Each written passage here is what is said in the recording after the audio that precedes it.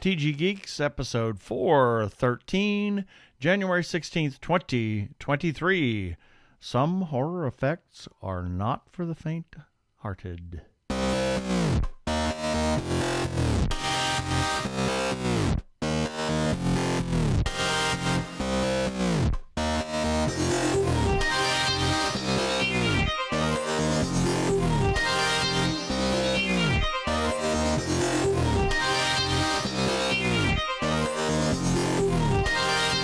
Hello and welcome to another webcast from tggeeks.com, where Ben and Keith, the Two Gay Geeks, talk about all aspects of geekdom and nerdery, sci-fi, comics, film, horror, genre, you name it, we talk about it. I'm Keith Lane, coming to you from TG Squared Studios in kind of a dreary, drizzly Sunday afternoon. We're doing this on Sunday. In Phoenix, Arizona. And I'm Ben Raggington, coming to you from a slightly improved state of health. My voice is beginning to come back a little bit here in Phoenix, Arizona. Yeah, and my intro is kind of I said faint-hearted. It was a half-hearted intro there. Yeah. But you'll understand. So let's get on with this. Prepare for hyperdrive. Meanwhile, in the Hall of Episodes, the Two Gay Geeks are discussing this. Well, this time we have effects designer Nick Benson, who has done lots of films, everything under the sun as far as effects are concerned. And we'll talk to him and get why was he here in town. And we actually sat down at his hotel and spoke with him face-to-face. So it was kind of a nice little discussion that we had there. So it's going to sound just a little bit different than what we normally sound like. And then we'll have our birthday shout-outs. You mean won't sound like Radio Gods? Yes. No Radio Gods on this time. Not for the interview portion. Our featured podcast of the week, and then favorite feedback and shout-outs. Might have something in the second segment. We don't have anything there. It depends on how long we go on other things, if we can come up with something off the top of our head. And then our wacky weekly recap, as well as our regular end of show shout out. So let's just get started with this.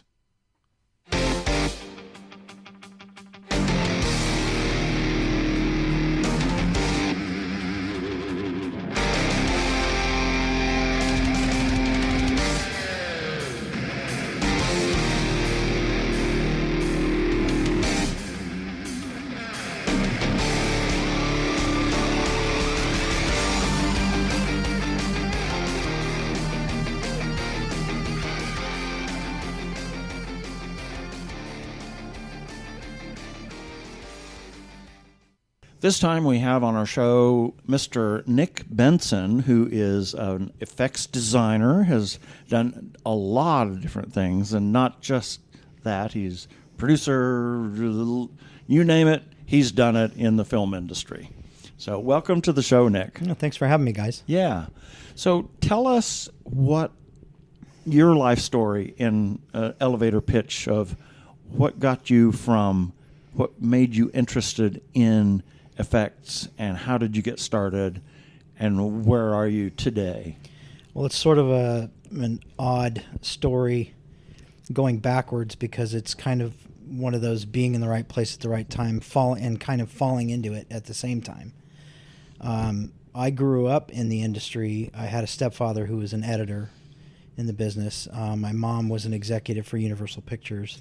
Cool. No kidding. Yeah, and so I was around it my whole life, right? And around a lot of people in the business my whole life. I didn't necessarily want to jump into that out of high school, right? But I was exposed to a lot of things like, Universal Monsters, and so the dark side of Universal was always a draw to me, because I love monsters. I love, my favorite was the creature from the Black Lagoon, a very misunderstood character. Yeah, always well intentioned, but they thought he was a monster. So of course that I really cling to that, But getting later in life, I became a musician. I was very, very moved by music from, I'd say, 4th or 5th grade, I was Oh, wow. really, really into music. And I started learning to play guitar. And then, of course, my mechanical weirdness, I like to know how everything works. So Right. then I had to know how to play bass. I had to learn how to play drums. Yeah. I had to know everything. I was one of those kids that took everything apart to find out how it works. Yeah. You had to know how So- the amplifier worked. Right. And what happened if you did this and Right. crossed this wire. and did Super this thing. analytical. Yeah, super analytical. So Make yeah. sure you put it back together and you don't So- have pieces left over. Yeah, so I was one of those kids, and I had to know how everything worked. That's probably why I am the way I am today. I'm into everything. So, yeah, I out of high school, I was in and out of several bands. I was working in the industry. I came out of high school. We had a television station at my high school, so I was involved in that. I came out of high school and literally kind of jumped into being an apprentice film editor. And then I wound up with a job that I really liked, but it didn't work with my musician life, at a sound studio. And doing that during the day and then going out at night and playing music and stuff like that. And, well, as you probably know, that nightlife doesn't necessarily complement the day life. Right. So I was actually fired from the sound studio for sleeping. They found me passed out in a corner Oops. one time, and I got let go for that. But that was a great job. After that, I continued my musical life and sort of fell into the special effects part of it because I had found myself in a band that was very theatrical. Ah. So we decided we were designing our stage show and how we were going to do things, and it was very some kind of a vampire kind of theme. Right. And I was looking at visuals, everything from stacking TVs and running content in the background to bloody things happening and Right. candelabras and all kinds of different fun things. So I inadvertently, with my guitarist of that band, I moved in with him. He had a free room for rent. I was looking for a place to live at the time, and he had a room for rent. And the other two roommates were, at least in my mind, pretty predominant special effects people, one being Steve Johnson, the other Kevin Brennan. And Steve Johnson ran the Boss Film Creature Shop at the time. Oh, wow. Yeah, so he had done Ghostbusters and Poltergeist 2, Big Trouble in Little China. Right. And, it was pretty humbling to move into that house, Right. with those people. But they were pretty wild, so they could hang with us weird musicians. And and long story short, and talking to and getting to know Steve, I kept talking to him, throwing ideas at him for the stage show. So what winds up happening is one day, I'm asking him about stuff and, what would you think if I did this or this way or that way? And he just said, you know what? Why don't you just come make Rubber Monsters with me? He was in the process fell of, into it. Yeah, he had left Boss and started his own shop called XFX. And that was the beginning of XFX. And he had a couple projects and just pulled me right into it. Wow. So it was like right place, right time, literally fell into it. Wow. What was your? I mean, so you still had the music thing kind of going on, but what were your feelings as like? Was this like, oh, I've discovered a calling that I didn't even know was there? Yeah, I mean, it was really surreal because you have that aspect of it where, you're like. For me, it was like, okay, well, I still have the music thing going on, but I knew at some point something was going to have to give because of the time. And the weirdest thing about it for me was like, you want me to come make Rubber Monsters and you're going to pay me for this? So Yeah, it's that like too was good to be true. Right. Right. It's like, really? So that was kind of very surreal for me. And I did, and it panned out very well. All right. So give us just kind of a brief, your top 5 films that you've worked on. Oh God, that's hard. That's a hard question because or the posters that you've had out. it's not even that. It's just that, like, for me, like I have a love-hate relationship with all of them. But to pick a top 5 is hard because they're all such unique experiences. Right. And they're all individual experiences because Right. the needs were different. So for me, it kind of kept things really interesting for me. And that's it really fit with my personality. Doing that fit with my personality because I'm always, that kid that takes something apart to know how it works. Right. So then you're in something and they need... You have to they figure need out how it works. They need a 12-foot worm Yeah. made for eating Kevin Bacon, or they need, it's everything's just so different in that business, and the needs are different, and the list of stuff to do is always different. So it was always challenging, Right. and it was always, I felt, it was cathartic as well, but Yeah. it was creatively challenging, so I loved it. Right. So we were at an event with you last night, and they were As of showing, this recording. a couple of films. They showed Tremors, Tremors. which you made the big graboids, or The heads of the graboids and all the molds for the big guys, and right, some of the fabrication work and assembling them. right. all And then that there stuff. was they also showed the Blob. The was it 98? Is that 88. 88? Blob 88. Yeah, and you did the you were doing a Yeah. running commentary with that film. That was great. Yeah, that was fun. That had a huge crew. In fact, I can't think of too many people that were in the business at that time that weren't working on that film. Wow. It had the creature shop, it had the visual effects area, and then you had all the guys on set too. Right. So that was all going at the same time. A very good friend of mine, Jeff Farley, actually would spend half the day at the creature shop, drive out to set, work there, and then come to the visual effects stage where I was working. Wow. I worked for a gentleman named Mike Fink on that film, and he hired me right away. I didn't like, there was an interview process, but I came in, I interviewed. He knew that I worked in creature shops, so he was like, "You are a valuable asset here. Just Right. come on. I'm going to pay you this much money." And Right. it was like, boom, I was on. And Is then that how you get from one project to the next? I mean, you actually present your credentials? Because I just assumed that you'd be, the studio is looking for some people to work on, and they go to a shop and they say, okay, we hire your entire crew. You're working on this movie. Sort of.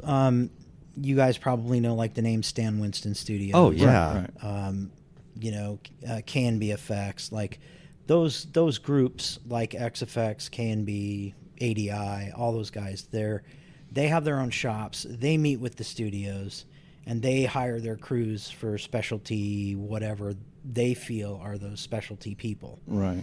to create those effects. So that's kind of what I did most of the time. Was I'm bouncing around from shop to shop, making different things or doing different things. I had a specialty. I was really good with fiberglass. Myself and a very close friend, Kevin Reeder, used to do a lot of fiberglass molds, and there wasn't a whole lot of guys really good at it at the time.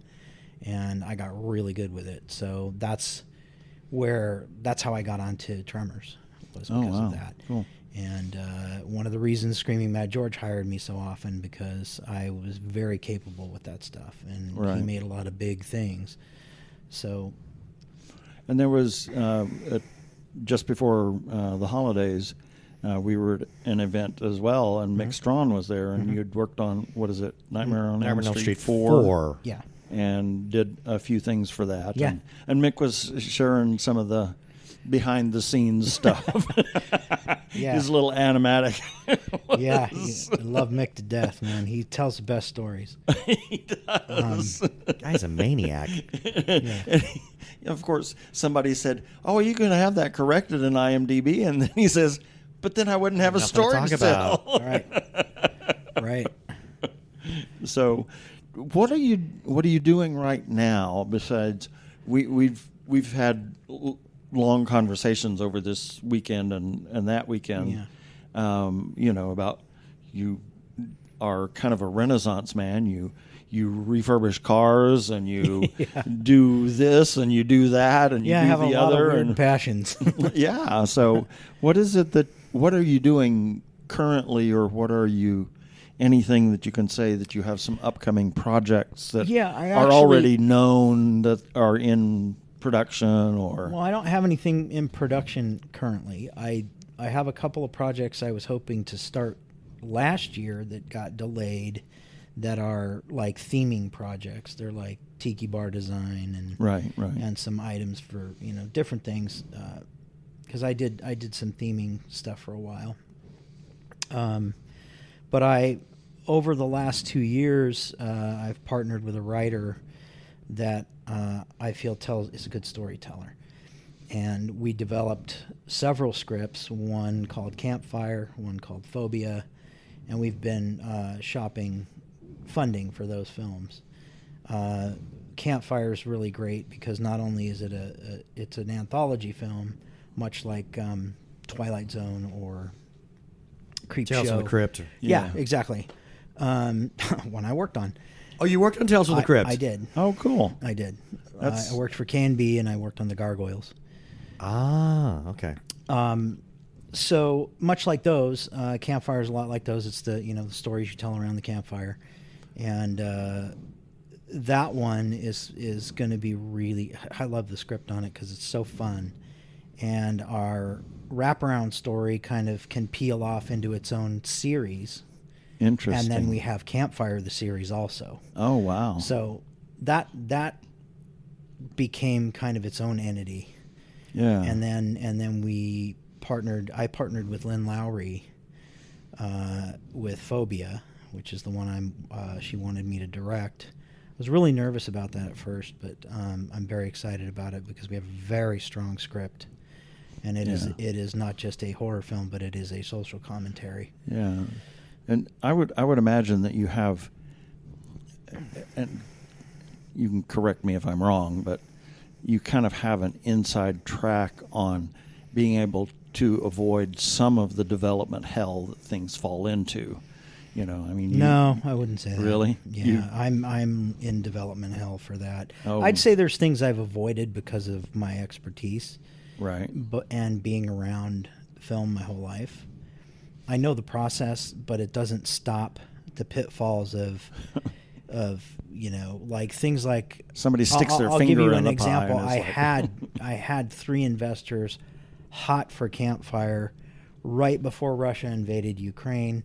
When that happened, they all jumped. Wow. They all pulled out. Why would that? Nervous. It was non-traditional funding. Had I gone the traditional route, I probably would have done better because they know that even in bad times, people still go to the movies. Right. And entertainment is still entertainment. Right. And they tend to go more in bad times than good. Interesting. But I think what it was my non-traditional people were not versed enough to know that or necessarily believe that. There was a lot of like large construction people looking to throw funds somewhere. So development hell is endemic. It still finds its way. It's just there. It's just there. Challenges are all different. Yeah. So what else do you have? Anything that you want to tout that is of import that people should see that are probably not a widely known thing that you've done? No, I can't think of anything off the top of my head. The stuff I have in development is I had hoped to already be in production. It's just not there yet. Right. They're ready to go. So if there's anybody out there with money that wants to throw it at me, Oh, yeah. I'm open. Yeah. Recently, as you guys know, I mean, that's how we really pretty much met at Winter Horror Fest. Right. We sort of got involved with the Mulligan's Manor people. Exactly. Yeah, that was my next Yeah. segue. So that to me kind of redirected me in a moment of knowing something immediate needed to be done. Right. I wanted to bring that to the forefront of my priorities, at least for now, to help get them more attention. Exactly. And Mulligan's Manor is a group home for LGBTQ at-risk youth Yeah. that are, some of them are about to age out of the foster system, but some of them are in the foster system, but it's a place that they can be themselves and feel loved And safe. provide some structure in their lives and, you know, be their authentic selves. Yeah. And it's a worthy organization. We'll have links in the show and notes. we should point out that all three of us, just the other night, were able to dine with them. Yeah. And had what I thought was one of the most eye-opening experiences It was- ever. These kids are amazing. Yeah. Absolutely they're good amazing. kids. They're They're great really kids. good kids, and all they've needed is just some kind of healthy emotional support Yeah. to help guide them in life, and also give them the tools to be able to, you know, contend with any challenges that might come their way as they grow up. Exactly. And They it's just a needed worthwhile somebody cause. to care. Yeah. And that's the one difference I felt that Jenny brings to the table is that she does it out of love for Exactly. these kids, and she doesn't care who they are. They're allowed to be who Yeah. they need to be. And- And she loves them all. Yep. Exactly. And she gives them, kids growing up need a certain amount of, I don't want to say discipline, but they need structure. They Yeah. need structure. Yeah. And she provides them that structure, but at the same time, it's never anything that is, you know, do or die kind of thing. You know, there's no fear of reprisal if you don't do that. Because I watched these kids, Oh, it's great. and I was so impressed. You know, it was time to set the table. I mean, they were jumping They to were it. just Set everybody the knew what to table, do. help with dinner, Yep. bedtime, lights out time, like all of that was in place, and they didn't even question it. They Yeah. just They all understood it. So yeah, they all help. It's great. Yeah, well, Mulligan's Manor is you know, I'm really glad that it is something that we could all kind of come around the table to and Yeah. help support. Yeah, amazing Exactly. organization. And it's something that has been needed and needs more PR work, and Yeah. more people need to know about it and the good work that they are doing. Yeah, I'd like to see one of these in every city. To be honest. Oh, with you. absolutely. We need a couple in the valley, you know, At a couple of least. different Yeah. places, as well as every large city, Yeah. or even medium city. There Yeah, are because even in the smaller communities in other states, I mean, there's, you know, they're the disenfranchised, you know, and they have I've heard of some terrible home lives in smaller places, you know, and they need somewhere to go, and a place like Mulligan's Manor is just the kind of place that they need, so that they don't, unfortunately, you know, look for the darkest alternative. Yeah. right, so they don't wind up in the streets or Or worse, Or dead. dead. Yeah. Exactly. That's my biggest fear. And Yeah. that's the key thing in what Jenny is trying to do, is to give them a positive reinforcement, so that that temptation to fall into those Yeah. things, you know, whatever it is. Right. You And know, the most self-destructive. beautiful, powerful thing I felt from them, and I try to reiterate that even being around them, is that they're capable of anything. Oh yeah. They can. You set your mind to it, you can do it. I did it Absolutely. myself. Absolutely. And talking to these kids, what I was really impressed with, the goals that they've got for themselves, and they're excited about these life Yes. goals. Absolutely. You know, one of them wants to work. I mean, it's strange as it may seem, but you know, one of them wants to work as a mortician and in a funeral home. You know, God bless them. Another one wants to be a model and an actor. Yeah. Another one that I was talking to, he wants to be a musician and a multimedia artist. Right. And I looked him square in the eye and said, "Don't let anybody stop you. Exactly. right. Don't let them stop Exactly. you. You've got to do that. You've got to realize your dream." Exactly. That's You the know- most beautiful thing about that conversation that Yeah. we had with all those kids, was that they all have that dream now. Yeah. Where before And it may have been a thought that they had, but That they nobody never thought was positively attainable. reinforced it. Yeah. And I told Jenny as we were leaving, I said, you can tell that these kids are genuinely happy. Yeah. I mean, some of them are a little withdrawn at first, but they, I mean, opened up. Oh, at dinner within time, my just God. a few minutes. It was you know, amazing. it was amazing when they realized we weren't going to hurt them. Yeah. And we were there to support them. Exactly.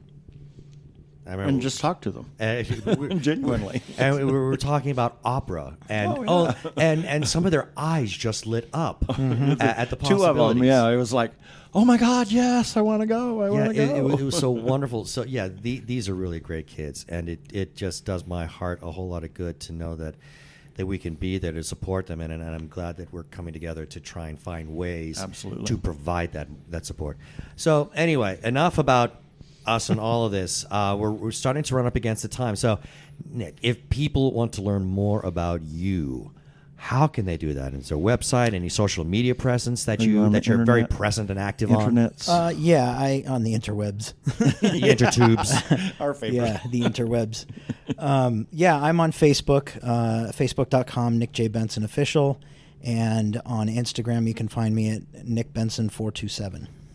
Cool. All righty. Well, this has been it's great to sit down and talk with you about your career and Mulligan's Manor. Yeah. Thank you for being Thank here. you, And I do want to add that last night we were at an event and they were showing the Blob. Nothing was more fun for me than to have you sit next to me and to have a commentary about how some of those effects were done.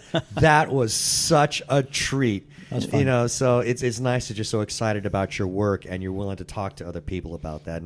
And I would encourage anybody, if you're ever doing an appearance, because I know you got Albuquerque coming up in March. You mentioned that earlier. I think so. I'm not sure of the dates. And I would recommend to anybody listening to us, if you're really into special effects, makeup, special effects, design, and anything that you, Nick, and you've worked on, always check him on IMDb, see what he's done. And if they know that you're going to be there, Nick, if you're fascinated with this stuff, or if you're just a general movie geek, go and chat Nick up, because oh my God, it's chatting with you up at Winter Horror Fest was an absolute treat. That was so much fun, and then chatting up again last night at the benefit. That again, a lot of fun. It's been an absolute joy. Thank you. Thank you for being on the show. Absolutely. Hi, this is Chuck Tomasi from the Technorama Podcast and author of Podcasting for Dummies, and you're listening to the Two Gay Geeks.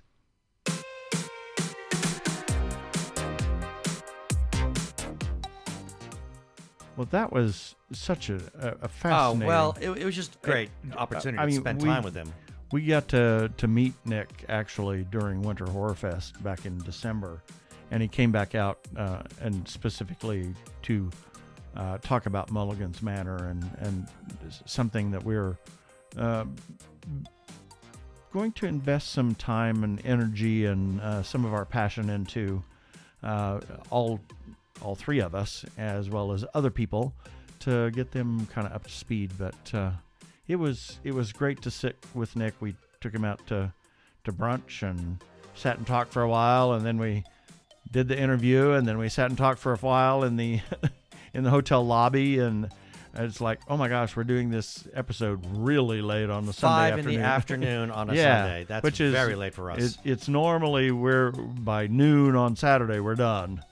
So even if we do an interview and do the episode there. But here's a few selected birthdays for January 16th through January the 22nd, 2023. January 16th, John Carpenter, American filmmaker, actor, and composer. Although he has worked in various film genres, he is most commonly associated with horror, action, and science fiction films of the 70s and 80s. The highlight of schlock, shall we say. Yeah, I guess. He is generally recognized as one of the greatest masters of the horror genre.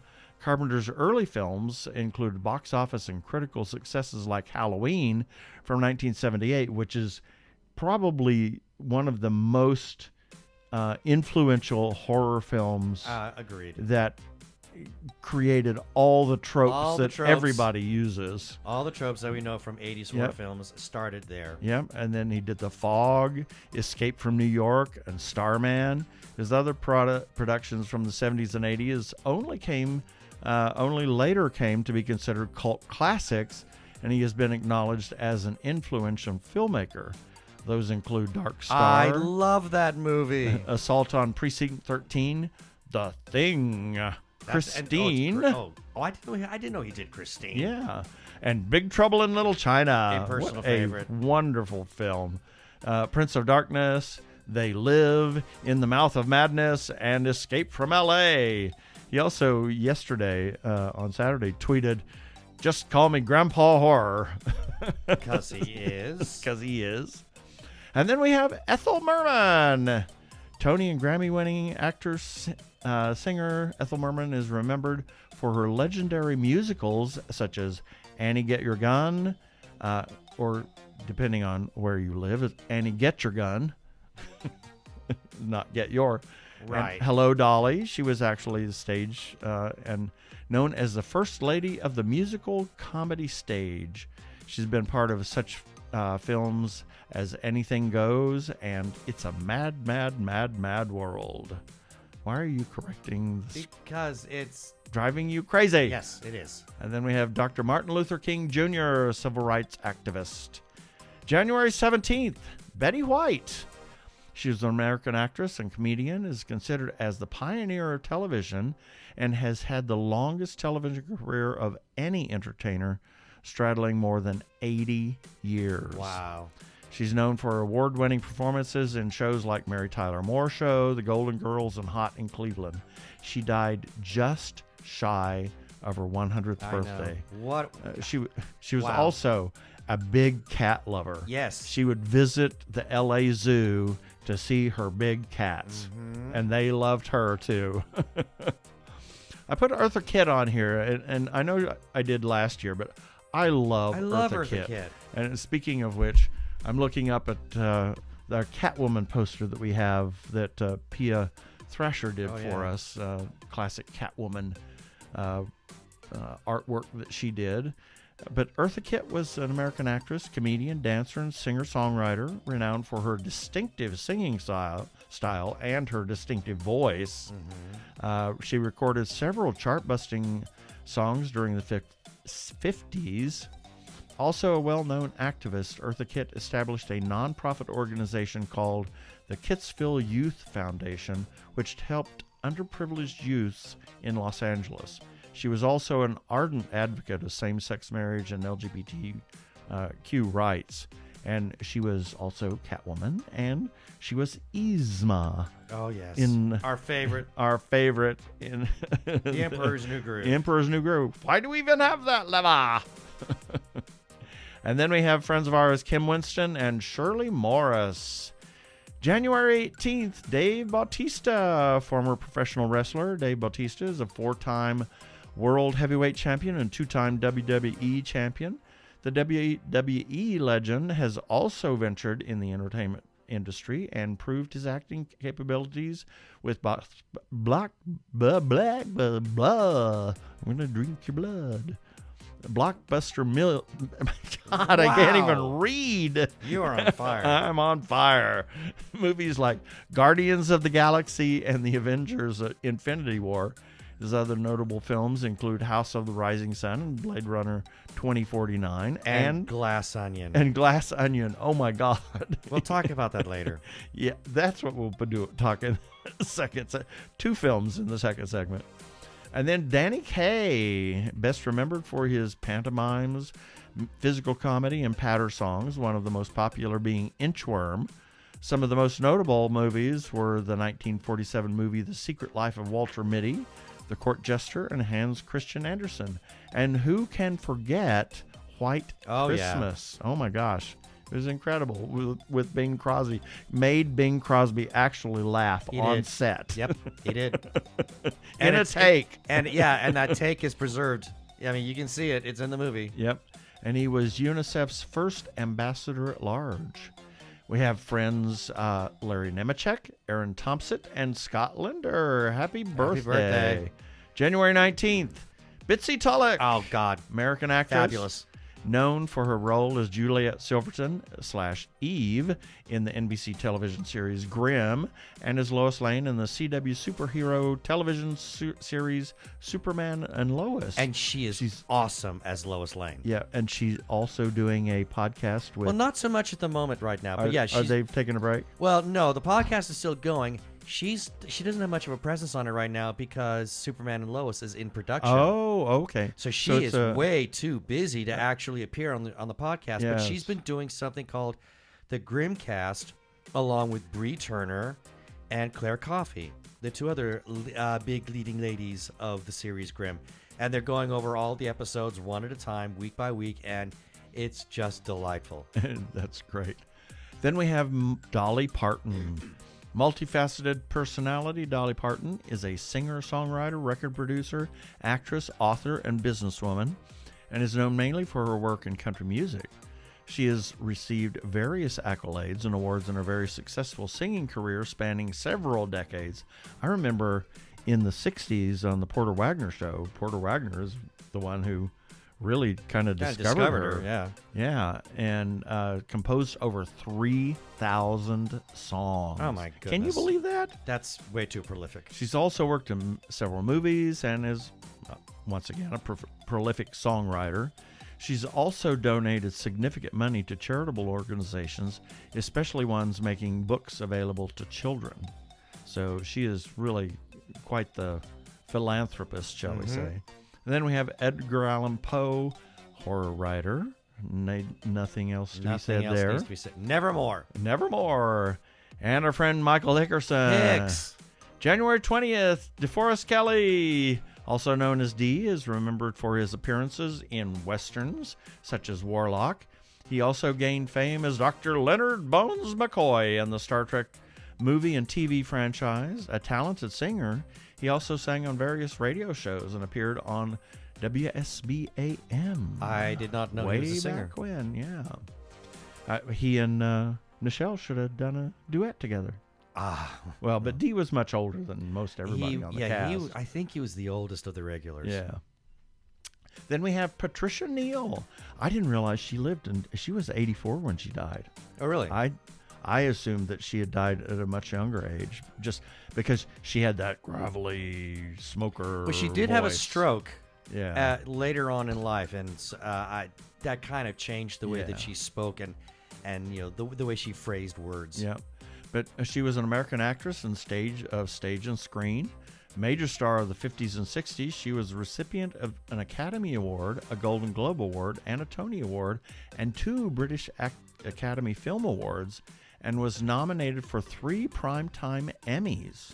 Her most popular film roles were World War II, widow Helen Benson in The Day the Earth Stood Still, radio journalist Marcia Jeffries in A Face in the Crowd, wealthy matron Emily Eustace Phelanson in Breakfast at Tiffany's. I don't remember her in that. Yeah, it was a small part, I think. guess. Well, a lot of people. I mean, there were so many people in that That's film. true. And the worn-out housekeeper Alma Brown in HUD, for which she won an Academy Award for Best Actress. She was featured as the matriarch in the television film The Homecoming, A Christmas Story in 1971, and her role of Olivia Walton was recast for the hit series that inspired The Waltons. That movie it's actually a very beautiful movie. Yeah, it is.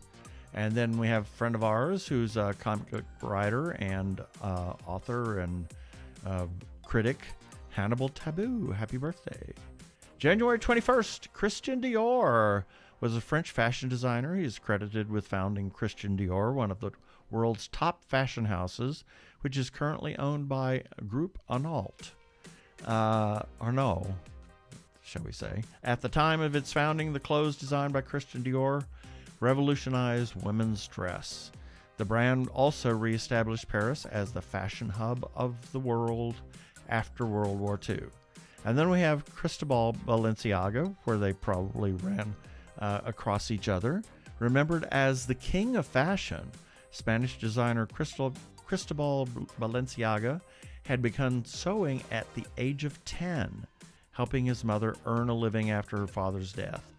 A visit to Paris at 15 turned his luck around. A closeted gay, Balenciaga later revolutionized fashion with his signature flowy gowns and dresses. So they probably were in the same world together, because I think Dior died in 51 and Balenciaga died in 72. But Dior died a young man, or relatively young man for today's age. January 22nd, John Hurt, best remembered for his Academy Award nominated performances in Midnight Express and The Elephant Man. His death scene in Alien is considered one of the most memorable in history. Yeah, that easily. Yep, he lent his voice to The Lord of the Rings and appeared in the Harry Potter and Hellboy films.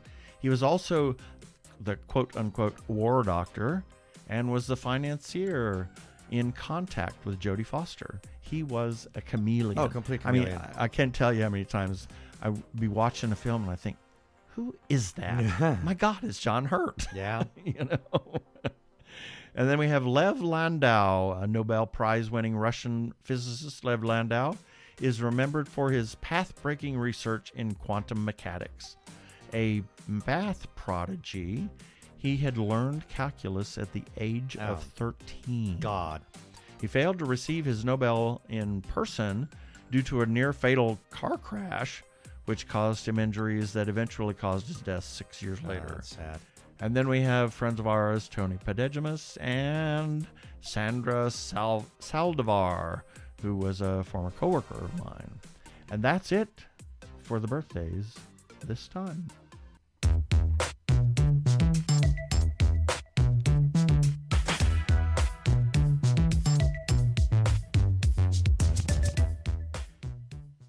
Technorama, the podcast for geeks, because geeks are better than cool. You don't hear someone say, "Get away from me, you cool person." Who's gonna have their 65-inch home theater system installed by the Cool Squad? Not me, that's for sure. How much cool cred do you have? Not enough to care about. Think you'll find any canned unicorn meat at thinkcool.com? It's just a part domain name. They don't even have roadkill in a paper cup.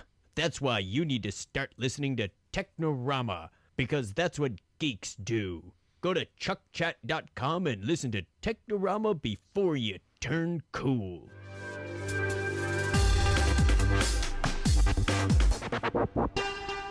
Go give a listen to our friends Chuck and Craig over at Technorama Podcast. I'm Daniel Radcliffe, and I believe that reaching out for help is the bravest thing a person can do. If you are struggling and need support, call the Trevor Lifeline at 1-866-488-7386. It's free and confidential, and trained counsellors are there to listen 24/7 without judgment. To learn more about the Trevor Project's life-saving work for lesbian, gay, bisexual, transgender, or questioning young people, go to thetrevorproject.org. Well, this is going to be a recorded spot in later episodes, but I just didn't have time to write it up and get it recorded for this one. Mulligan's Manor is a group home, and you heard us talk about it in the interview with Nick.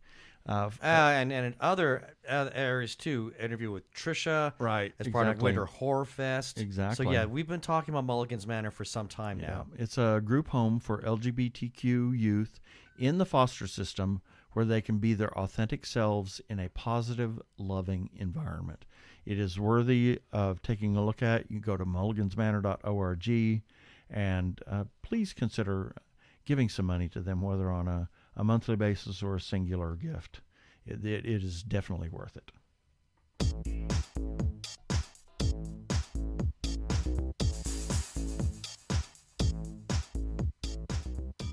Couldn't find the sound on the keyboard, on the soundboard. Yeah. Well, anyway, it is time for our feedback, and these are comments that we received in response to articles and episodes that we ran on our website at tggeeks.com, and the links for each of these will be in the show notes for this episode number 413 at tggeeks.com, starting with, regarding Jeannie Koch warns us about Phoenix holiday decorations. Got a comment from Hamish Downey, who I think he loves everything Jeannie ever writes. Yeah. And he simply says, I love this one. But that's a great one. It needs to be read. It's worth seen. looking it up on the website. Yes.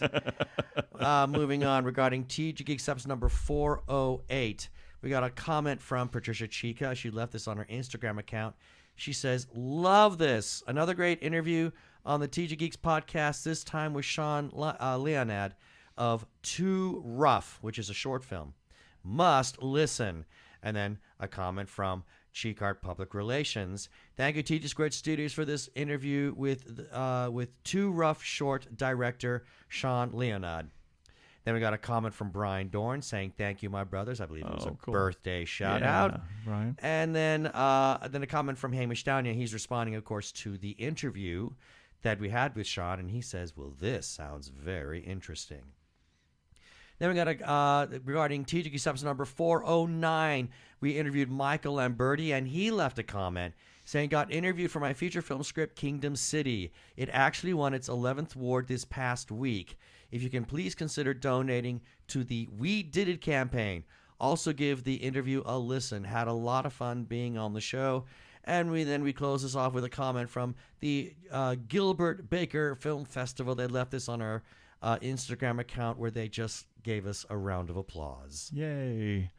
If you want to leave a comment, you can do that, and you can do that on our Facebook page, Twitter, or Instagram.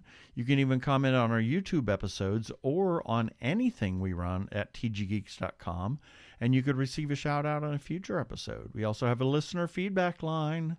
It's a little cobwebby, so please call us and leave us a voicemail. We'll play that on air, and you can be famous just like us. Call 469-TG-GEEKS. That is 469-844-3357. And as always, please play nice. For more than 2 decades, Judy and Dennis Shepard have honored their son Matt by working to erase hate around the world. The Matthew Shepard Foundation honors his legacy by inspiring the good work of activists, teachers, artists, and legislators, and everyday LGBTQ+ folks and their allies. Join us today in helping to erase hate. Visit MatthewShepard.org. Thank you to Comcast NBC Universal for that promo. Well, as everybody knows, we're huge supporters of independent creators, whether filmmakers, comic book artists, writers, or others. Please go look them up on their Facebook pages, Etsy pages, web pages, Instagram, Twitter, wherever you might find them. Talk them up. Talk to other people about their stuff. Please buy their stuff. Consider supporting independent creators.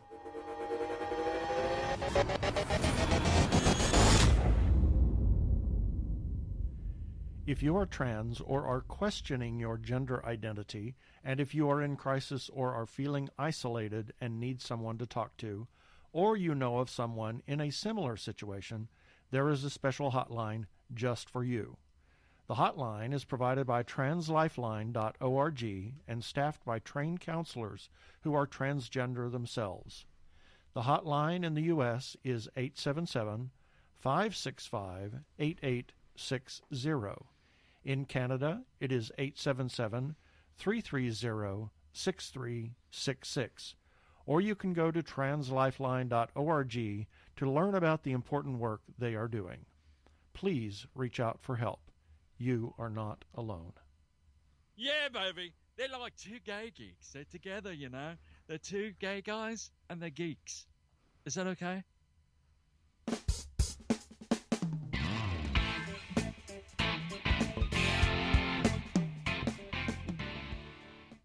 Well, we just have a moment to talk about a couple of films that we watched. Oh, my. Oh, my, yeah. The first one is The Menu. The Menu, which is on my HBO gosh. Max. This is Wow. a new movie, relatively new. It got some buzz because some push because some people that I know on Facebook that they watched it. They gave very cryptic commentary, but I thought, well, let me take a look at this. And I saw the cast. I mean, Ray Fiennes, Nicholas Hoult, Judith Light, among the few. And I thought, well, okay, this looks like some dark horror comedy set in a high-end restaurant. I think we need to take a look at it. Whoa. Wow. What? This is a disturbing movie. It's disturbing, but it's interesting, and it kind of defies description. It does. You just have to watch This movie, it. It needs to be watched To understand. Yeah, but I mean, I will say that one of the things that I did love about this movie is the craft that went into it. Oh yeah. The the packaging of this movie is amazing. Yeah. And that is one of the things that I think I like the most about it. I mean, the performances are great. Everybody's fantastic. And I kind of feel badly for some of the people in there, and that's all I'm going to say. But I love the look of the film and some of the send-ups that it makes Oh my on gosh, yeah. food cooking shows. Yeah, it's exactly. wonderful in that respect. It's great. And then we watched Glass Onion. Oh, my word. This is the sequel to Knives Out. Oh my Lord. I like this better than the first one. What a train wreck of a movie, but I loved it. I loved Glass Onion. This movie is insane. It's nuts. It's hilarious. It is a send-up of everything. Yeah. Of murder mysteries and, of just everything. I mean, that nothing is safe. Nothing is sacred. It is just... And it almost mocks itself at one point. Yes. And that's what I liked about it. And the movie's almost self-deprecating. And I just thought it was fantastic. I very much enjoyed it. And while Knives Out, the first one, is not one of those movies that I think I could watch a second time or a third time. Yeah. I kind of get the feeling this is one I could watch again and again. Yeah, because there's so many... It is an onion. There's so many layers to it. It's like there's a couple of things that it's like, whoa, wait a minute. They made a reference to that early on in the film, and I didn't catch it. Yeah. And the performances in this movie are just amazing. And I can't say anything else if you haven't seen it, because I don't want to ruin it. But this is another movie that is, I think it's on Netflix. Or is it HBO Max? I don't recall. I can't recall now. Yeah. It's on one of the streaming services. You can find out. You should check it out. Yeah, check this movie out. It is well worth it. Admittedly, I'm not the biggest fan of Rian Johnson, but oh my God, he knocked it out of the park. This movie is fantastic. Yep.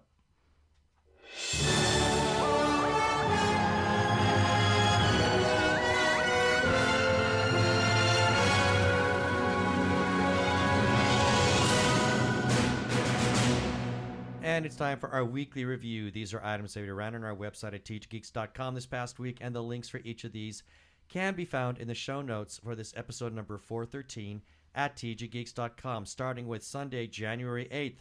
Nerdy Chupacabras number 134. On Monday the 9th, TG Geeks episode number 412. On Tuesday the 10th, Phoenix Area Peeps. Come meet Nick Benson, raising awareness for Mulligan's Manor. On Wednesday the 11th, Lionsgate presents Are You There, God? It's Me, Margaret, in theaters April 28th. On Thursday the 12th, Andrea's Angle, Plane, Action Soars. On Friday the 13th, Hamish Downey's 5 More Questions with Brimo Morales. And on Saturday the 14th, This God Made, hosted by Carlton Tetley, Season 4, Episode 7, Protectors.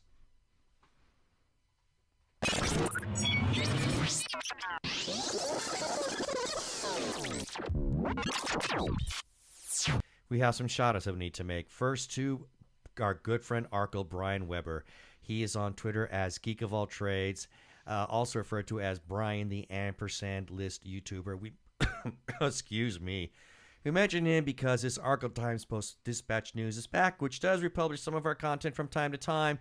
And to find the Post-Dispatch News, you need to find him on Twitter, and you do that by searching for Geek of All Trades, and the word geek is spelled the letter G, the number 3, the number 3, the letter K of all trades. And while you're looking for all things Arkle, go to his YouTube channel, youtube.com/Arkle Studios, for the number of projects that he has there. He also did a list challenge of all the movies that he watched for the first time in 2022. We must also give some shout-outs to a couple of Facebook groups for allowing us to post our episodes and relevant articles on the pages. First, Two Gay Geeks After Hours. Big thanks to their moderators for saying that we could share away our content there. And their address is facebook.com/group/Gay Geeks After Hours. And then to The Gay Geek for the same thing. And their address is facebook.com/groups/The Gay Geek. And as always, we give special thanks to their moderator, Jeremiah Reeves. Thanks, Jeremiah. Other places we can be found are Spotify, TuneIn, Stitcher, Amazon Podcasts, as well as where other fine podcasts can be found. Also, check us out on Sci-Fi Radio at 3 a.m., 3 p.m. Pacific Time on Tuesdays, and listen to their other content that Gene and Susan program. They are a 24-hour geeky internet radio station. Please rate us and review us on iTunes, and don't forget to subscribe to our YouTube channel. And that should do it for this episode of TG Geeks Webcast. Be sure to check out the article for this webcast episode. We'll have several links on the page of things that we talked about, especially Mulligan's Manor. And remember, comment on our Facebook page or our website, tggeeks.com, or you can leave us a voicemail at 469-TG-GEEKS. That is 469-844-3357 from TG Squared Studios. I'm Keith Lane. Thanks for listening. We encourage you to live and be your authentic self. Please be kind to yourself and those around you. Stay safe. Wear a mask. Get vaccinated. Peace. Cheers.